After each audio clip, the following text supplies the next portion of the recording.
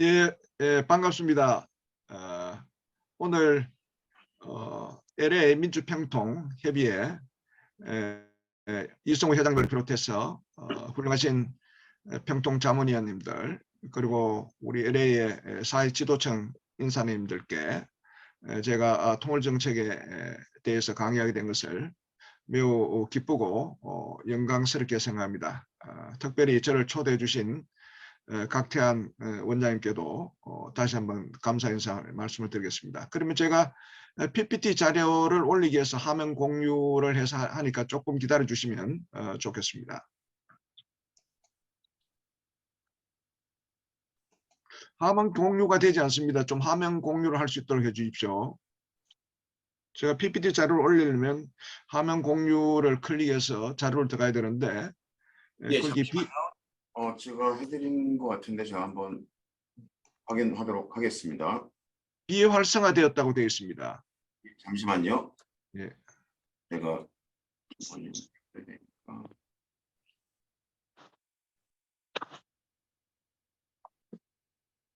많은 분이 계셔서 기다려 주시면 감사하겠습니다.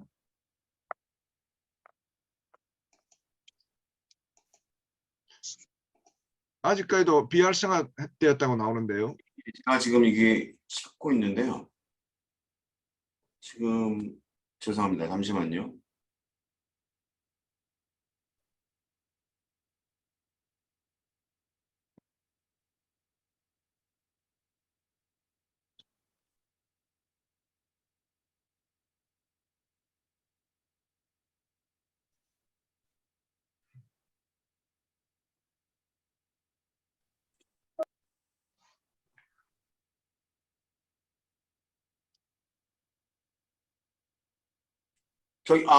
죄송합니다.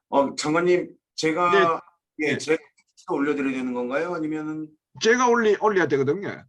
코호스트로 돼 있거든요. 코호스트로 돼 있으면 쉐어 스크린 밑에 안 되나요?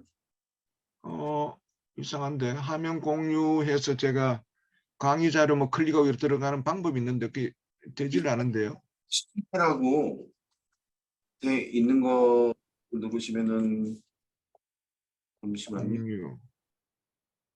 예, 지금 됐습니다. 됐습니까? 그러면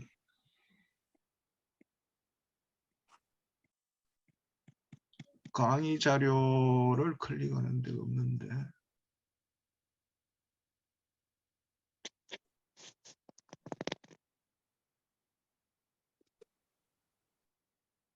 예, 지금 장관님의 컴퓨터 스크린이 보이고 있습니다.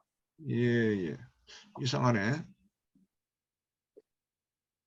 PPT를 저희에게 제공해 주신 게 있는데 그럼 제가 올려드릴까요? 장관님? 예, 올려주십시오. 그러면 거기서 올려주시고 제가 강의하고 하나씩 넘겨달라면 넘겨주시면 고맙겠습니다. 예. 감사합니다.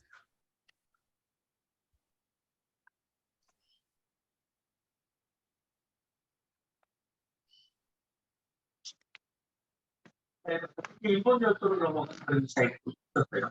그렇기 때문에 아까 제가 생각할 때는 지소미아에 명시되어 있는 그런 수준의 정보를 우리 한국 기관에도 미국 기관에도 교환하겠지만 예, 지금 언뮤트 좀 부탁드리겠습니다. 다른 분.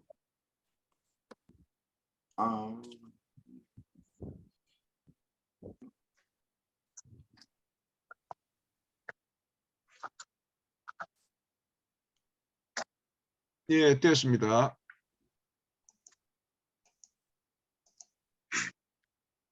예.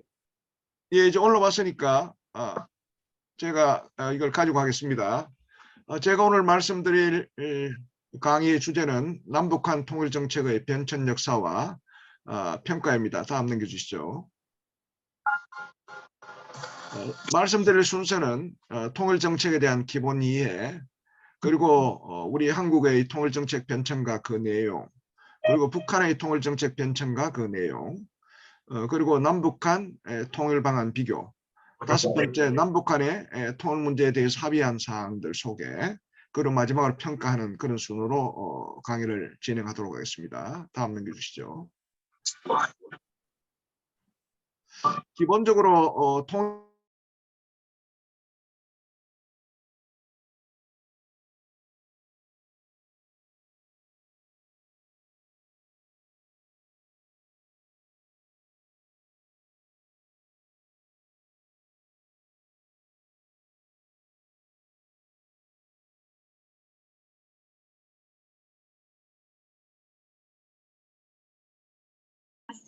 just got faster. 잠시만요, 박사님. 여기 혹시 계신가요? 여보세요. 말씀 예, 들리시죠? 예, 말씀 예. 예, 들립니다. 기본적으로 통일 정책에 대한 기본 이해부터 먼저 하시는 게 좋을 것입니다. 보통 통일 정책과 대북 정책을 혼용해서 많이 사용하지만 좀 엄격하게 개념 구별하면 통일 정책과 대북 정책은 다르게 개념 정리를 할 수가 있고, 오늘 제가 말씀드리는 내용은 대북 정책에 관한 것이라기보다는 통일 정책에 관한 것이기 때문에 이 개념 정리를 정확하게 해주시면 좋겠습니다. 통일 정책은 중장기적으로 통일을 실현시켜 나가는 거시적 전략과 방법이라면, 대북 정책은 정권적 성격이 강하다고 보겠습니다. 특정 정부에서 하는 정책인데, 단기 중기적으로 통일 정책의 큰 방향 틀 속에서 첫 번째는 분단의 안정적 평화적 관리, 두 번째는 당면한 남북관계 현안 관리, 세 번째는 통일 정책의 큰 방향으로 가는 점진적 기반을 구축하는 것이라고 그렇게 생각할 수가 있습니다. 노태우 정부 이후 우리 통일 정책은 민족 공동체 통일 방안으로 역대 정부가 동일합니다. 그러나 대북 정책은 역대 정부 간의 차이가 있습니다. 우리의 통일 목표를 실현시켜 나가는 그 방법이 그 당시의 여러 가지 상황을 고려하고 정책 결정자들의 여러 가지 이념적 성향이나 전략적 판단에 따라서 하는 것인데, 대별해서 보면 보수 정부는 똑같이 엔게이지먼트 정책을 한다 하더라도 좀 원칙을 강조하는 엔게이지먼트 정책이라면, 진보 정부는 똑같은 엔게이지먼트 정책이라 하더라도 좀 더 유화적인 그런 정책을 썼다고 이렇게 대별할 수가 있습니다. 안보 정책은 통일 정책과 대북 정책의 큰 틀 속에서도 움직이기도 하지만, 그런 안보 정책은 당면한 한반도 여러 가지 안보 위기에 적극 대처해 나가면서도 또 우리가 분단 국가로서 통일을 목표로 하기 때문에 중장기적으로 한반도의 지속 가능한 평화 정책을 위한 노력도 함께 해 나가는 것이 안보 정책이라고 할 수 있습니다. 저는 오늘 말씀드릴 내용은 주로 통일 정책에 관해서 이야기를 하려고 하는 것입니다. 넘겨주시죠. 그리고 이제 그동안 남북 간의 통일 정책의 변화 내용을 쭉 살펴보면은 이러한 남북 간의 통일 정책을 결정하는데 영향을 준 요인들은 제 나름대로 한 6가지로 분류해 보았습니다. 첫 번째는 한반도에서의 정통성 문제입니다. 남북한 중에 한반도에서의 정치적 법적 정통성이 누구한테 있는 것인가. 두 번째는 정치 이념 체제, 북한의 공산주의 이념 체제와 우리 남한의 자유민주주의 이념 체제에 따라서 또 통일 정책의 내용이 달라지고, 세 번째는 국제 정세의 영향을 받고, 네 번째는 남북 간 국력의 차이의 영향을 받고, 다섯 번째는 국내 정치에도 많이 영향을 받고, 여섯 번째는 최근에 들어서 불거진 북한 핵 문제, 이것도 우리 통일 정책에 중요한 영향을 미치는 요인으로 작용한다고 말씀드릴 수 있겠습니다. 넘겨주시죠. 그럼 첫 번째 한반도의 정통성 문제입니다. 우리 대한민국 정부는 해방 후에 1947년에 있었던 유엔 결의에 따라서 한반도에서의 총선거에서 통일정부를 만들라는 유엔 결의에 따라서 선거를 통해서 구성된 합법적인 한반도 유일한 합법정부라는 그런 입장에서 한반도에서 대한민국 정부가 한반도에 정통성이 있다고 생각하고 있습니다. 그래서 북한은 불법 집단이고 이적 단체에 불과하기 때문에 이승만 정부 때는 이것이 북진 통일의 정당성의 근거가 되었습니다. 그러나 북한은 자기들 나름대로 김일성의 빨치산 항일 독립투쟁으로 일제 식민지로부터 해방되었고, 남한은 여전히 외세의 미제의 식민지로 있기 때문에 이걸 해방시켜야 된다. 그래서 북한은 혁명과 해방의 주체가 되기 때문에 북한의 한반도에 정통성이 있다고 주장하고, 그래서 북한은 6.25 전쟁을 조국 해방 전쟁으로 하면서 남침을 정당화시켰고, 그 이후에는 남한을 공산혁명의 대상으로 생각했습니다. 그래서 반봉건 민주주의 혁명이라든지 민족해방 인민민주주의 혁명이라든지 이런 슬로건을 걸고 어떻게든 남한을 해방시키고 미국으로부터 해방시키고 남한을 공산정권으로 만들어야 된다 하는 것이 거기에 자기들이 정통성을 주장하고 있습니다. 이러한 정통성은 본질적으로 양쪽 체제에서 바뀌기가 쉽지 않은 그런 내용이라고 하겠습니다. 다음입니다. 다음은 정치 이념 체제도 통일정책을 구성하는 데 많이 영향을 끼친다고 생각할 수 있습니다. 우리 남한은 자유민주 이념 체제의 특성상 무력 사용하는 이런 비평화적인 방법은 기본적으로 국민들로부터 또 사회로부터 용납되기가 어렵기 때문에 어떻게든 평화적인 방법으로 민주적 방법으로 통일을 접근하려고 합니다. 그래서 평화를 지키기 위해서는 군사적 억지력을 강화시키면서 그러면서도 한편으로는 군비 통제와 같은 그런 방식으로 평화를 만들고 또 한편으로 북한의 변화를 통해서 점진적 평화적 통합 방식으로 접근하려고 하고 또한 통일을 하는 방식도 국민들의 합의를 거쳐서 총선거 방식으로 민주적 합의 방식으로 하려고 하는 것입니다. 이와 같은 우리의 정치 이념 체제에 따른 통일 접근 방법은 서방에서 발전되어 왔던 기능주의, 신기능주의, 군비 통제 방법 이와 같은 이론적을 기본을 바탕으로 해서 접근하는 것입니다. 그래서 이러한 정치 이념 체제에 따라서 우리는 북한에 비해서 상대적으로 통일 전략을 가용하는 수단에 한계가 있다고 보고 북한에 비해서 불리한 게임을 하고 있다. 그래서 우리는 상대적으로 국력이 위에 서야 우리의 입장을 관철시키겠다 하는 이런 제약을 갖고 있습니다. 넘겨주시죠. 이에 반해서 북한은 공산 이념 체제의 특성상 목적이 수단을 정당할 수 있다. 그러니까 목적을 달성하기 위해서는 평화적 방법은 물론이고 비평화적인 방법, 전쟁이라든지 폭력이라든지 테러도 모두 구사할 수 있다. 그래서 6.25 전쟁을 북한은 정의의 전쟁이다. 이렇게 이야기했습니다. 그리고 평화적 방식에 있어서도 우리가 생각하는 평화적 방식과는 달리 북한은 모든 투쟁 수단을 동원한다. 합법, 비합법, 반합법, 경제, 정치 등등 이와 같은 모든 수단과 방법을 통해서 남조선 인민민주주의 공산혁명을 일으키겠다 하는 것이 북한이 말하는 평화적 방식입니다. 이러한 방식의 근거는 레닌의 공산혁명 전략 전술에 의거 정세에 따라 변화하는 정세에 따라 다양한 방법을 구사하는 것이 레닌 제시한 공산혁명 전략 전술을 기초하면서 이와 같은 모든 내용들을 북한에서 가장 잘 이론적으로 정립하고 집대성되는 것이 1975년 평양사회관에서 발간된 허종호의 주체사상에 기초한 남조선 혁명과 조국 통일 이론 이 책자에 가장 잘 정립이 되어 있고 북한의 대남 통일 전략의 이론적 기초가 되고 있습니다. 다음 넘겨주시죠. 그리고 국제 정세입니다. 남북한이 여러 가지로 한반도의 정통성 문제에 대한 시비와 그리고 정치 이념 체제에 따라서 자기 입장을 한다 하더라도 국제 정세에 따라서도 많이 바뀌었습니다. 아무래도 한반도 문제는 남북 간의 당사자 문제이기도 하지만 국제적인 문제도 있기 때문에 국제 정세가 어떻게 바뀌느냐에 따라서 영향을 받았습니다. 크게 보면 60년대 말까지 냉전, 그리고 70년 전후의 대탕터, 80년대 말의 탈냉전, 최근 들어 신냉전이 크게 네 가지로 구분할 수 있는데 냉전의 시기에는 남북한 모두 당위성을 강조했고 그러면서 남한은 북한에 대해서 상대적으로 국력에 열세에 있었기 때문에 주로 소극적 방어적이었습니다. 그래서 그 정책이 선건설 후통일 정책이었어요. 먼저 실력을 배양한 후에 통일을 접근해야 된다는 것이 윤보선 정부, 박정희 정부 때의 입장이었습니다.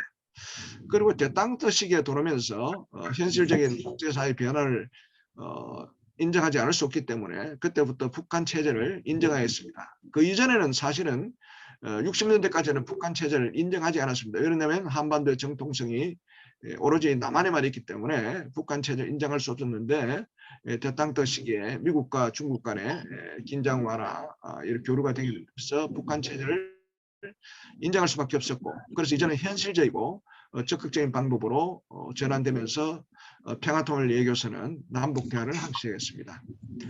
탈냉전 시기에 들어와서는 공산권이 무너지고 우리의 국력이 북한보다 월등히 앞서가기 때문에 이제는 우리의 통일 정책은 좀 더 적극적이고 공세적이었으며 그래서 노태우 정부 때 한민족 공동체 통일 방안을 제시하고 북방 정책을 적극적으로 추진하였습니다. 그러다가 신냉전 들어서 국제사회가 새로운 관계로 구도로 바뀌어가고 특히 북한이 핵을 개발해서 보유하면서 새로운 방법을 검토하는 것이 최근 정부에서 지금 이루어지는 일이라고 할 수가 있습니다. 북한도 마찬가지로 냉전 시기에는 당위성을 강조하면서 공세적이었습니다. 그래서 6.25 전쟁을 일으키거나 남조선 공산혁명을 시도했습니다. 그러다가 대땅터 시기에 현실적인 방법을 모색하면서 이제 연방제 방식이라든지 또 남북대회에 응해오기 시작했습니다. 탈냉전 시기에 들어서는 공산권이 몰락하고 남한의 국력이 북한보다 월등히 앞서 있기 때문에 그때부터는 북한은 이제 공사적인 방식에서보다는 방어적인 방식으로 자기 체제를 지키기 위해서 제도 통일이라는 개념을 내세워서 낮은 단계 연방제를 제시했습니다. 그래서 하나의 이 제도, 이 제도는 북한에서는 제도라는 표현은 우리로 말하면 체제입니다. 하나의 체제로 통일하는 것은 후계 세대에 맡기고 낮은 단계 연방제, 우리 한국의 입장에서 하면 남북연합과 같은 체제인데 이걸 중간대로 만들자. 그리고 특히 이제 신냉전 들어서는 북한이 핵을 보유하면서 또 나름대로 통일 문제의 접근 방법에 대해서 많이 고민을 하는 것입니다. 여기에 대해서는 학자들 간에 여러 가지 견해의 차이가 있습니다만 나중에 설명을 드리도록 하겠습니다. 다음입니다. 이 남북한 국력의 차이도 통일을 접근하는 데 아주 중요하게 영향을 미치고 있습니다. 1960년대 말까지는 북한이 남한보다 우위였습니다. 그래서 북한이 남한보다 우위일 때는 북한이 통일 접근 방식은 공세적이었고 남한은 방어적이었습니다. 그러다가 1970년대에 들어오면서 남북한 국력이 비슷해지기 시작했습니다. 뭐 학자에 따라서는 60년대 말에 남북한이 국력이 비슷했다고 이야기하는 사람도 있고 그런데 이제 한국은행 우리 통계에 보면 1972년이 돼서 남북한 1인당 GNP가 312불로 통일했다고 한국은행 통계에 나 있습니다. 그 이후에 남한 우위로 국력이 점차 확산되면서 북한이 오히려 좀 더 공세적이고 북한은 방어적인 이런 접근 방향으로 통일 정책이 바뀌기 시작했습니다. 남쪽은 남북한 체제 경쟁은 끝났다는 인식을 갖기 시작했고 북한은 90년대 고난의 행군을 하면서 체제의 위기를 느끼기 시작했습니다. 그래서 이러한 국력의 변화에 따라서 70년대는 서로 현실적 상호 공존 체제 경쟁 체제로 가고 그리고 90년대 돌아서는 남쪽이 공세적, 북한이 방어적 이런 형태로 통일 접근을 해나가는 방식으로 바뀌었습니다. 다음입니다. 국내 정치도 많은 영향을 미치는 것입니다. 이 전체주의나 근위주의 정치 체제에서는 비교적 뭐 통일 정책이든 어떤 정책이든 쉽게 변경 가능하나 그러나 여야 간의 정권, 정책 경쟁이 치열하거나 언론이나 시민사회 영향이 큰 자유민주 정치 체제에서는 국가 전체의 어젠다라든지 이해관계나 파급 효과가 큰 정책은 쉽게 변경하기가 어려운 상황으로 전개되고 있습니다. 특히 국민적 합의를 통해서 지속 가능하고 정권을 초월해서 초당적으로 해야 될 통일 정책의 변경은 그렇게 쉽지 않은 것입니다. 그러나 북한은 공산당 일당 독재 체제, 특히 1인 수령 지배 체제로 되어 있기 때문에 최고 지도부의 전략적 판단에 따라서 통일 정책 결정과 변경이 상대적으로 쉬운 점이 있습니다. 넘겨주시죠. 그래서 남한의 경우에는 이승만 정부, 박정희 정부, 이어서 전두환 정부까지 근위주의 정치 체제에서는 최고 지도부의 전략적, 정책적 판단에 따라 상대적으로 용이하게 통일 정책을 수립하고 변경할 수 있었습니다만은 노태우 정부 이후 민주화 시대에는 국민적 합의가 필요한 통일 정책 수립이나 변경이 용이치 않았습니다.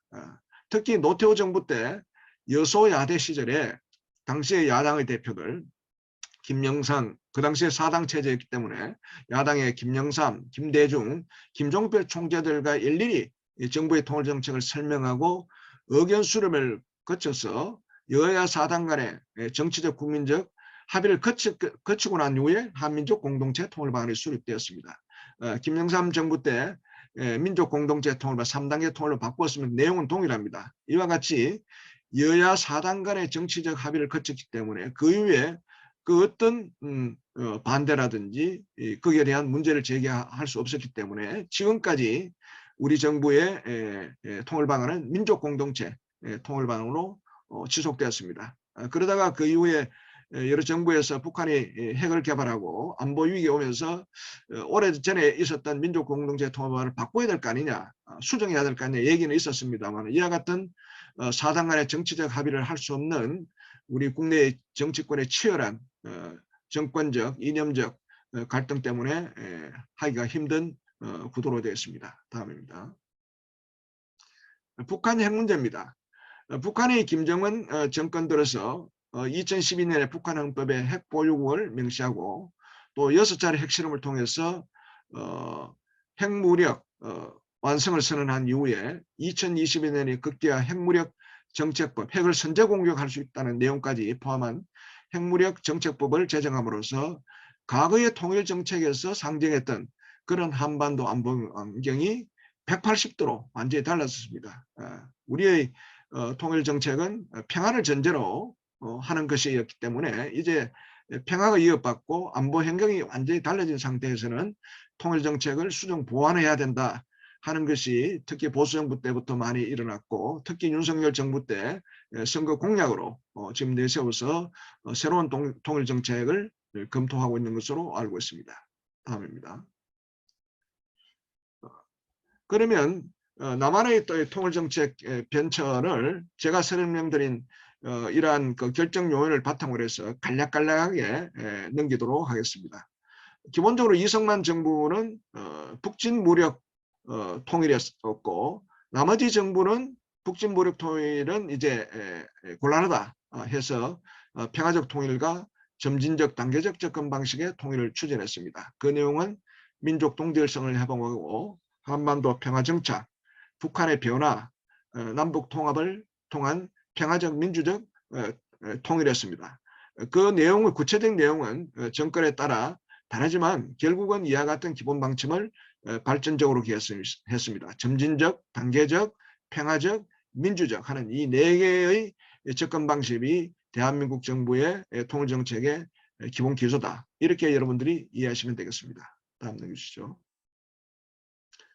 이승만 정부는 조금 전에 말씀드린 대로 북한 정권을 인정하지 않았기 때문에 어떻게든 북진 통일론, 북한의 빼앗긴 땅을 회복하고 북하고는 협상할 수 없다 하는 것이 이승만 정부의 기본 통일 정책이었습니다마는 윤보선 정부에 돌아서는 이와 같은 북진 통일의 현실성이 불가하다, 현실성이 없다는 것을 하고 불질 통일론을 부인하고 선경제 건설, 후통일 원칙을 제시하면서 유엔 감시와 인구 비례한 남북한 자유성선거를 위한 통일을 주장하였습니다. 넘겨주시죠. 세 번째는 박정희 정부의 통일 정책입니다. 70년대 이전, 그러니까 우리의 국력이 북한보다 하이였을 그런 시절에 박정희 대통령은 우선 실력을 배양해야 된다. 통일 문제는 실력을 배양한 이후에 통일에 접근해야 된다 해서 선건설 후 통일, 자유민주주의 원칙에 의한 국도 통일론을 주장했고 통일을 준비하기 위해서 1969년 3월 1일 국토통일원을 창설해 현재의 통일부입니다. 그리고 70년 이후에 탈냉전이 되고 우리의 국력이 북한과 동등해지면서 7.4남북 공동성명을 통해서 북한 정권의 실체를 인정하고 북한을 평화공존의 대성으로 인정하면서 선건설 후 통일 정책을 바탕으로 해서 선평화 후 통일 정책으로 바뀌기 시작합니다. 다음은 노태우 정부입니다.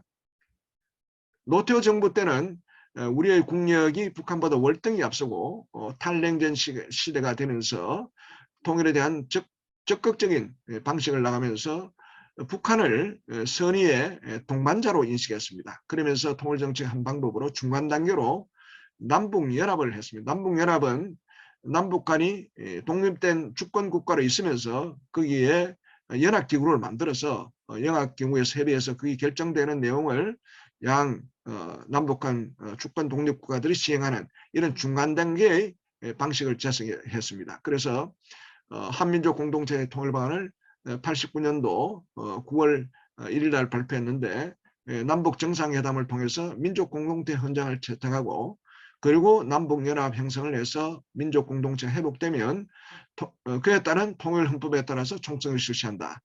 그리고 궁극적으로는 하나의 나라, 하나의 체제, 통일민주공화국을 수립한다는 것이었습니다.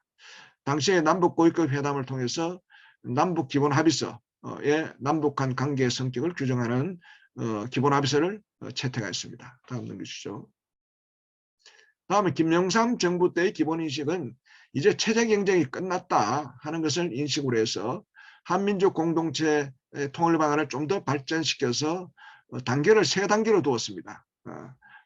한민족 공동체는 남북연합을 통해서 통일헌법으로 간다고 했는데 이제는 화해협력이라는 단계 1단계를 두었습니다. 화해협력이라는 단계를 설정해서 이러한 과정을 거쳐서 그 다음에 남북연합으로 간다. 그리고 여전히 1민족, 1국가, 1체제, 1정부의 통일국가를 완성한다는 입장이었습니다.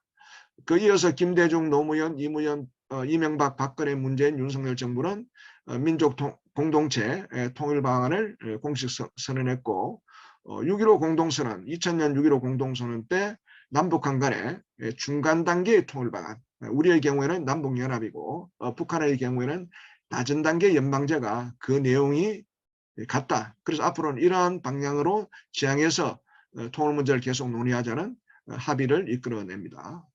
다음 넘겨주시죠.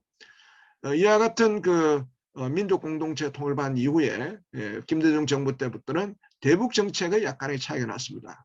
김대중 정부는 화해협력 정책, 햇볕 정책을 합니다만 노무현 정부 평화번영 정책, 이명박 정부 때는 상생공영 정책, 비핵개박 3천, 박근혜 정부는 한반도 신뢰 프로세스, 문재인 정부는 한반도 평화 프로세스, 윤석열 정부는 비핵 평화 번영의 한반도, 최근에 담대한 구상을 내세웠습니다만 이렇게 대북 정책의 명칭이나 그 내용은 뭐 겉으로 보기에는 다 그럴듯하게 보여 있지만 실제로는 그 구체적인 내용을 보면 대북 정책에 쟁점이 있습니다. N편 쪽이 주로 보수 정부의 입장이라면 오른쪽이 이제 진보 정부 입장인데 원칙 있는 엔게이지먼트냐, 유화적인 엔게이지먼트냐, 핵과 경협을 연계해서 핵 문제를 풀 것이냐, 핵과 경협을 병행시켜서 핵 문제를 풀 것인가, 정치와 경제를 연계시킬 것인가, 아니면 정치와 경제를 분리할 것인가, 그리고 전략적 상호주의를 추진할 것인가, 아니면 선제원 등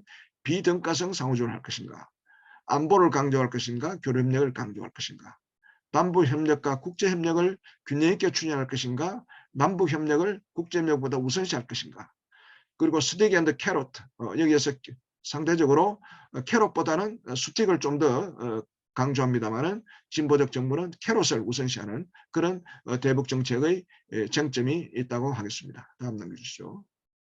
그래 북한은 어떻게 통일 정책이 변화했냐?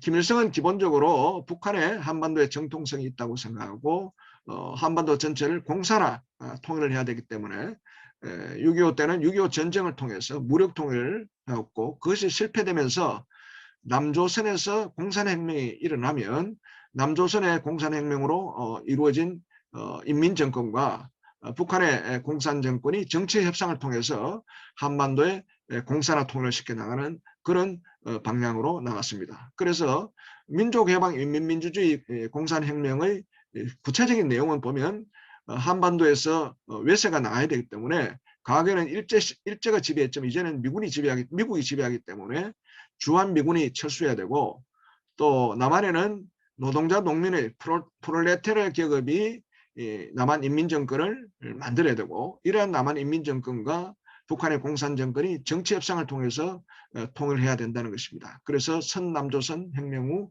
공산화 통일, 북한은 이걸 이제 새로운 구호로 반미자주화 그리고 친북 영공화 하는 정책인데 북한의 밑바닥에는 이와 같은 기본적인 기조가 접근 방식이 깔려 있다고 여러분들이 이해하시면 됩니다.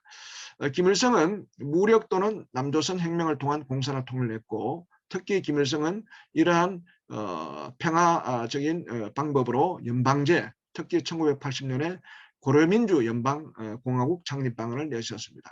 김정일 때는 워낙 고난의 형부 시절 등 경제가 어렵기 때문에 체제 생존을 위해서 대남 실리 전략을 구사하면서 통일 정책에 대해서 방어적인 입장을 취합니다. 그것이 낮은 단계의 연방제인데, 낮은 단계의 연방제는 남한이 이야기한 남북연합과 같은 내용입니다.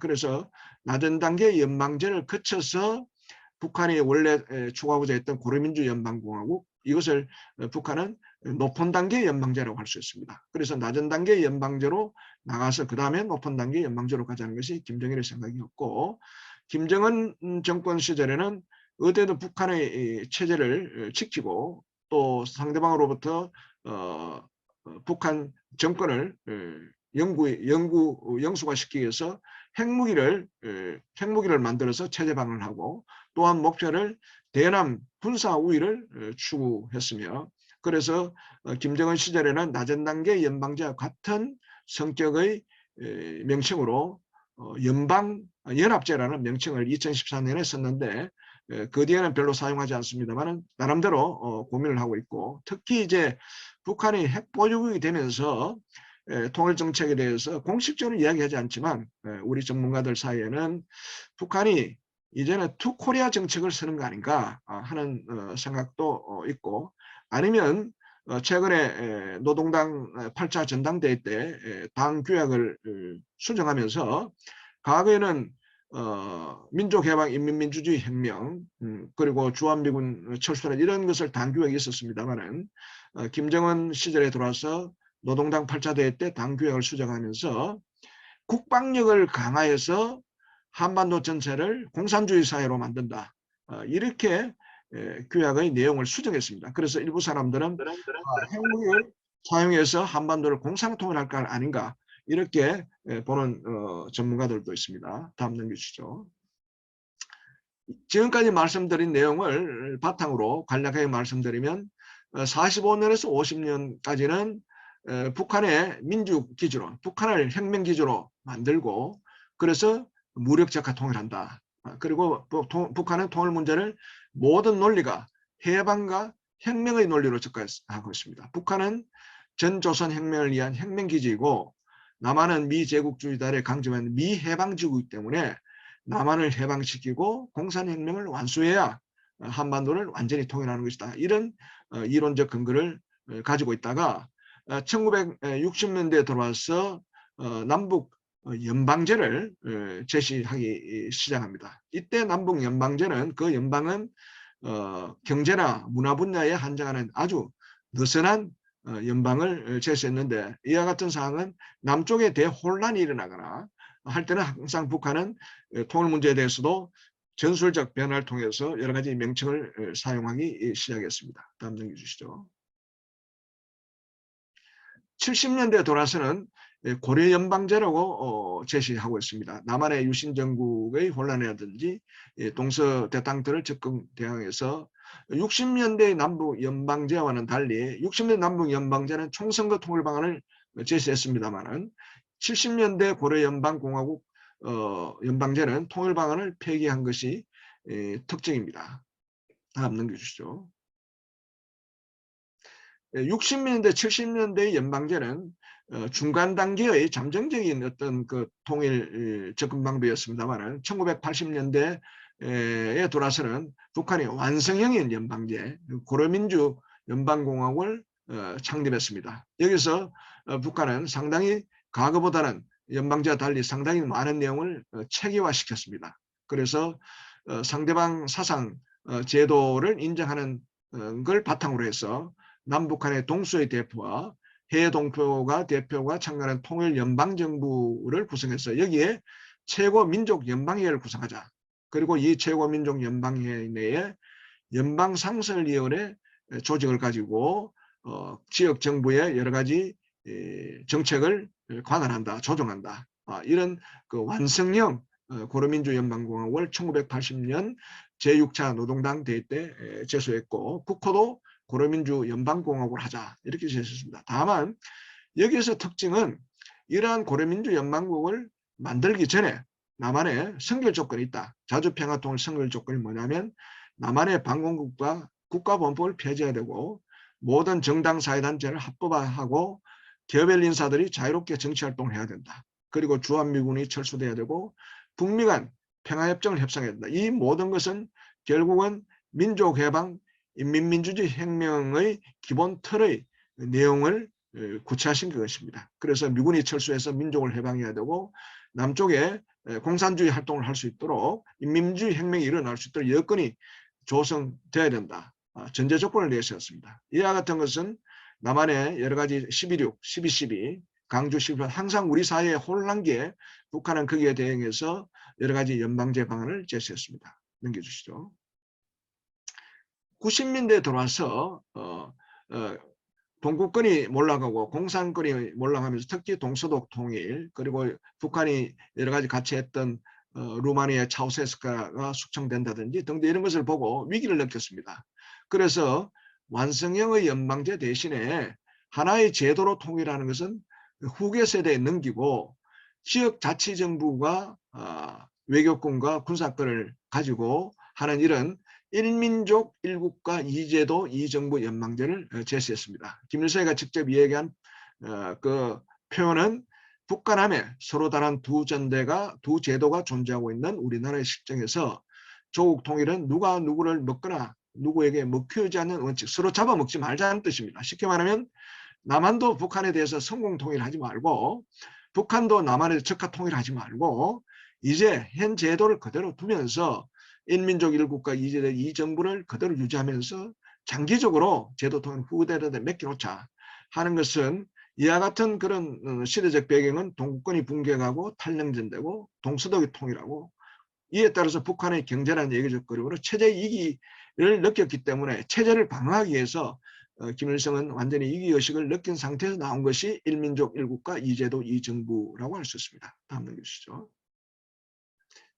2000년대에는 1990년대의 일민족 일국가 이제도 이정부의 연방제를 김정일은 이걸 낮은 단계 연방제라는 명칭으로 6.15 공동선언 때 제시했습니다. 그래서 북한의 낮은 단계 연방제와 우리의 남북연합 이것이 내용이 같기 때문에 이러한 방향으로 통일을 지향하고 통일 문제를 계속 노력하자 하는 합의문을 내세웠습니다. 이것은 북한의 경제란 남북 간 격차를 감안해서 기존 통일 방안을 북한의 기존 통일 방안을 그대로 개성하면서도 체제 생존을 위한 시간을 확보하기 위한 하나의 수단이 아닌가 그렇게 평가할 수가 있습니다. 다음 넘겨주시죠.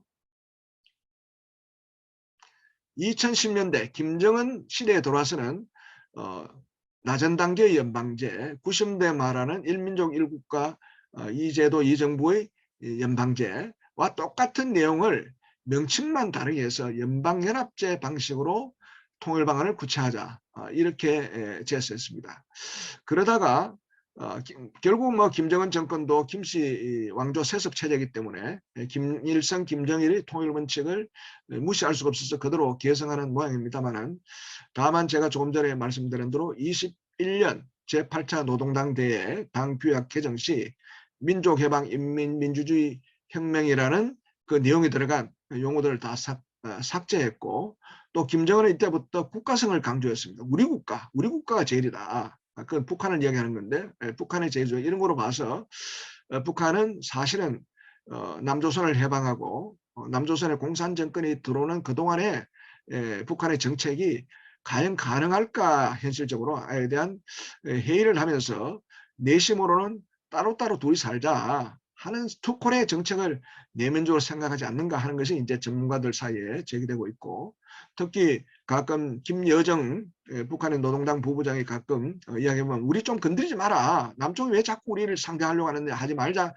하는 것도 북한의 권력자가 젊기 때문에 앞으로 그 자기의 정권을 영속적으로 계속 가져야 되기 때문에 북한 체제를 이대로 가져간다 하는 생각이 깔려 있는 것이 아닌가 하는 생각도 전문가들 사이에 얘기하고 있습니다. 다음 넘겨주시죠. 남북한 통일 방안은 민족 공동체 통일 방안이 우리 남한 정부의 공식적인 통일 반응을 할 수 있고, 북한은 낮은 단계다, 무슨 뭐 연방연합제다 하지만 공식적으로는 고려민주연방공화국 아니라고 했었습니다. 이 내용은 제가 앞에서 쭉 말씀을 드렸기 때문에 여러분들이 도표를 참고해 주시면 좋겠습니다. 다음 넘겨주시죠. 다음 넘겨주시죠.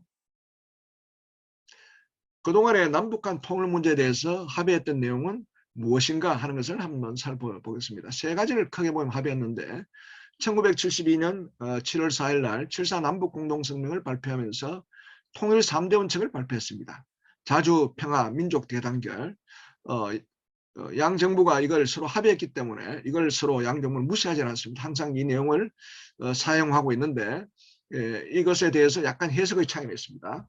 그리고 두 번째는 92년 2월 19일 날 남북 기본화 합의서가 발의되는데 노태우 정부 때 이루어진 겁니다만 그때 남북 기본화 합의서 전문에 남북한 관계를 우리가 어떻게 규정할 것인가 하면서 남북한에 합의했던 내용이 남북한 간은 상방 사이의 관계가 나라와 나라 사이의 관계가 아닌 통일을 지향하는 과정에서 잠정적으로 형성되는 특수관계다. 그러니까 두 개의 독립된 나라가 아니다. 우리 둘끼리는 하나의 나라로 만들어가는 잠정적인 특수한 관계다 하는 것을 합의했고, 이 규정은 지금까지도 남북 간의 기본 성격으로 그대로 기조를 갖고 있습니다. 세 번째는 2000년 6월 15일 6.15 남북공동선언, 김대중 정부 때입니다만은 6.15 공동선언을 하면서 통일의 중간 과정으로 나라의 통일을 위한 남측의 연합제안과 북측의 낮은 단계의 연방 제안이 서로 공통성이 있다고 인정하고 앞으로 이 방향의 통일을 제안한다. 이것이 남북 간에 합의했던 통일 문제에 관한 세 가지의 중요한 합의 사항입니다. 넘겨주시죠. 그러면 남북 간 상방이 왜 이와 같은 3대 세 가지를 합의했느냐, 그 의도는 무엇인가를 한번 분석해 보면 북한의 경우에는 남조선 혁명에 유리한 환경을 조성하기 위해서 한 것이 아닌가 그렇게 평가하고 있습니다. 특히 베트남이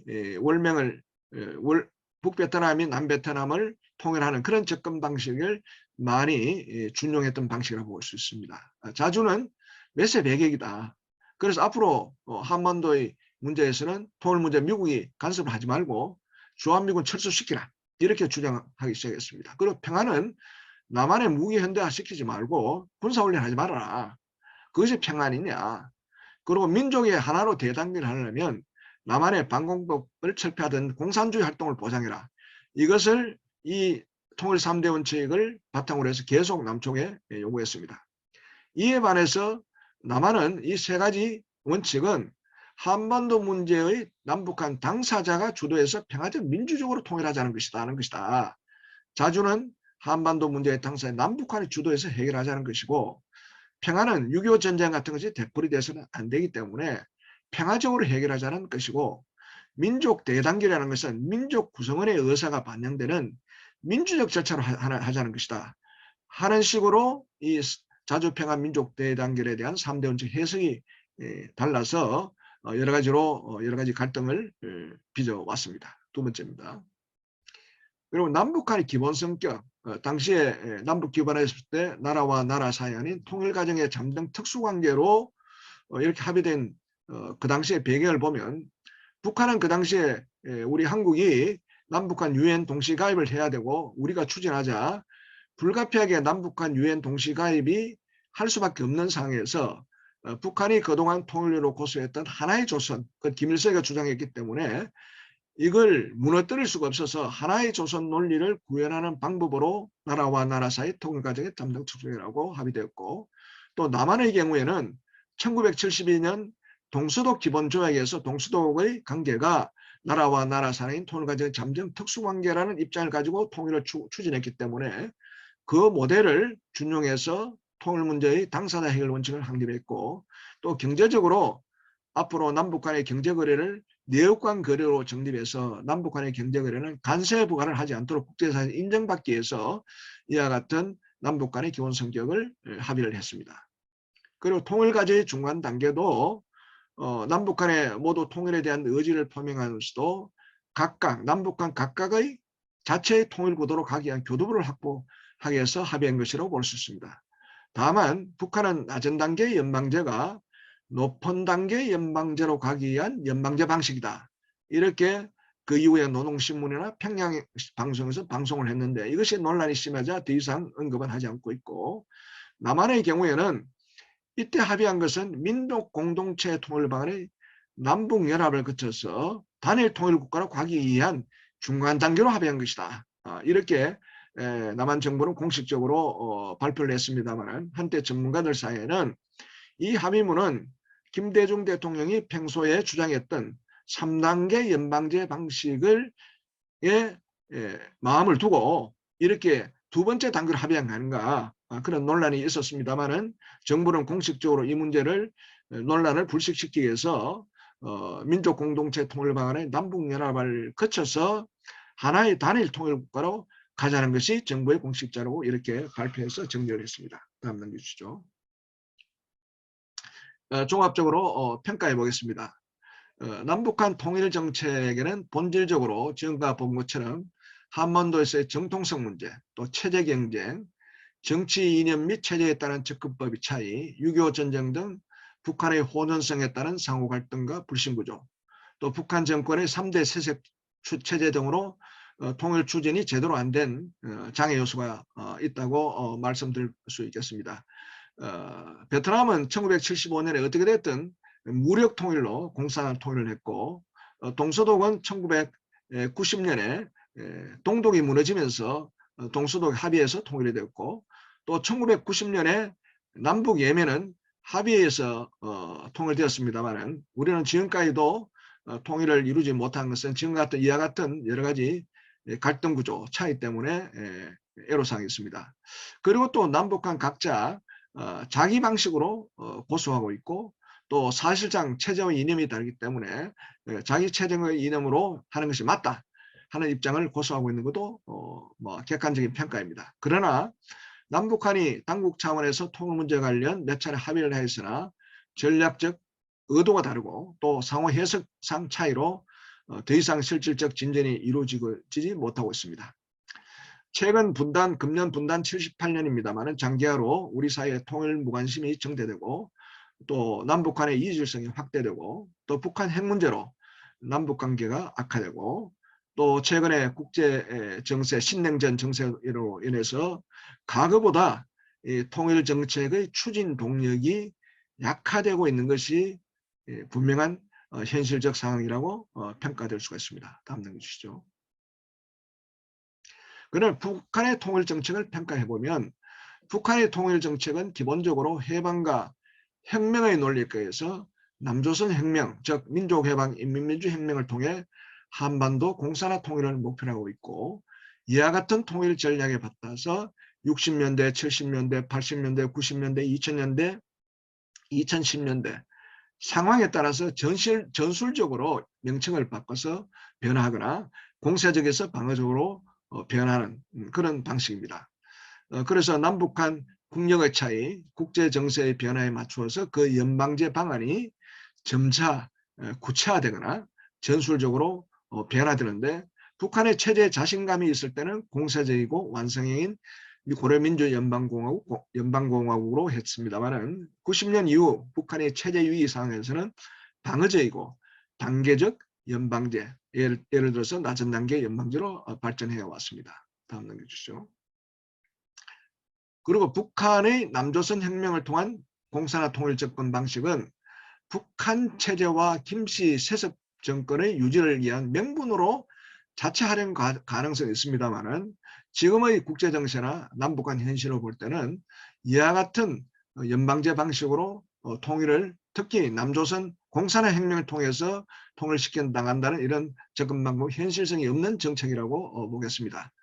특히 90년대 전후 탈냉 전후 공산권이 몰락했고, 사회주의권이 개방했고, 남북 간의 엄청난 국력의 격차가 있고, 또 국제정세로 보아서 남조선 혁명은 현실성이 희박하다고 보겠습니다. 북한의 단일 국가 내 두 제도, 두 체제 지역 정부를 두는 연방제안은 역사상 인류 역사나 현재 국제정치의 현실상 유례가 없습니다.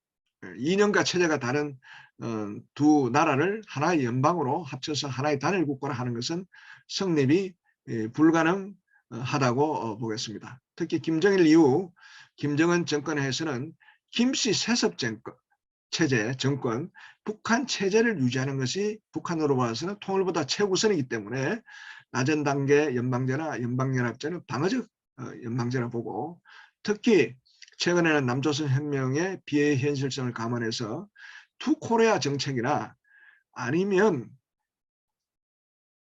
무력을 통한 남조선 공산화 통일, 이것도 생각하지 않을까, 혹시 내면적으로 그렇게 검토 안 될까 보는데, 그러나 선대 김씨 정권의 이 통일 정책의 개성 차원을 감안해서 공개적으로 이걸 하기는 곤란한 거 아닌가, 그렇게 보고 있습니다. 다음 넘겨주시죠. 남한의 통일 정책입니다. 남한의 통일 정책은 자유민주 정치 체제의 특성상 평화적, 민주적, 점진적, 단계적으로 갈 수밖에 없습니다. 그래서 기능주의, 신기능주의, 군비 통제 방식을 접근해서 통일 정책을 개발하고 구체하고 체계해 왔는데, 이것은 비정치적 교류협력을 통해서 정치적 통일을 하고, 군사적 긴장 완화와 군비 통제로 평화 통일을 완성하고, 최종적으로는 정치 지도자의 의지, 결단으로 제도적 통일 국가를 완성하는 것인데, 이러한 내용은 75년 베트남 공산화 통일, 그리고 동서진영 간의 군비 통제 사례, 그리고 동서독 교류협력 과정과 독일 통일로부터의 많은 시차성을 착안해서 한 것입니다. 그래서 80년대 말에 공산들이 몰락하면서 체제 자신감을 가지고 적극적으로 통일 정책을 추진했습니다. 다음입니다. 그래서 민족 공동체 통일 방안을 여야 간에 합의해서 30년 동안 유지해 왔는데, 이와 같은 정치적 합의 구조로 인해서 지금과 같은 갈등 구조에서는 새로운 정책 방안을 근본적으로 바꾸기는 힘들고, 좀 더 수정, 보완하는 내용은 점진적으로 할 수 있겠습니다.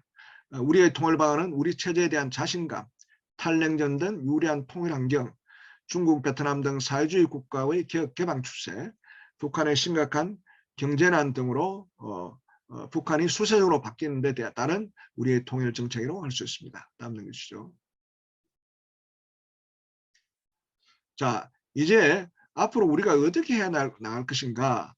북한은 김정일, 김정은 정권 및 북한 체제 유지를 위한 대남 군사 우위를 확보하기 위해 6차례 핵실험을 통해 사실상 핵 보유국으로 도달되었습니다. 그래서 대남 군사적으로 게임 체인지 현상이 나타나기 시작했고, 핵 사용을 협박하고, 특히 유엔 대북 제재 레짐으로 남북 경협이 전면 중단되었습니다. 이러한 상태가 계속된다면 남북 관계는 과거와 같이 활성화되기도 힘들고 안보 위기만 계속 이루어지기 때문에 우리의 통일 정책을 현실적으로 작동할 수 있는 것이 한계에 도달했습니다. 과거의 낙관적 기대에 하에서 민족 공동체 통일방을 추진했습니다만은 이것을 현실적으로 작동시키기 어려운 환경에 도달되어 있습니다. 넘겨주시죠. 특히 우리 사회의 통일 무관심 정대, 당일론적 통일록 거부감 정감, 분단 78년으로 남북한 정치체제 및 이질성 고착, 북한의 북핵 보유국으로 한반도 안보 환경 위기, 미중 패권 경쟁 등 신냉전 구도로 국제적 통일 환경 변화 등을 감안해서 이제 낙관적 기대하에 기능주의 접근을 통한 그동안의 우리의 통일 방안은 보완 수정해야 될 거 아닌가 하는 것이 전문가와 우리 정부 내에서도 검토되고 있는 것으로 보입니다. 그래서 우리 정부는 변화된 국제정세, 남북 역학관계 등을 변형하여 시대 변화에 맞게 민족 공동체 통일 방안을 수정, 보완, 업그레이드하여 우리의 통일 방안 발표 30주년 내년 24년입니다. 발표를 준비해 나간다는 것이 우리 정부 입장이고, 그 준비 과정에서 민주평통 등 각계각층의 의견을 적극 의견 수렴하고 반영해 나간다는 것이 정부의 입장인 것으로 알고 있습니다. 대충 이 정도로 제가 강의를 마치도록, 나머지 뒤에 여러 가지 내용을 제가 적어놨는데 그것은 여러분들이 자료를 보시고 한번 읽어주시면 좋겠습니다.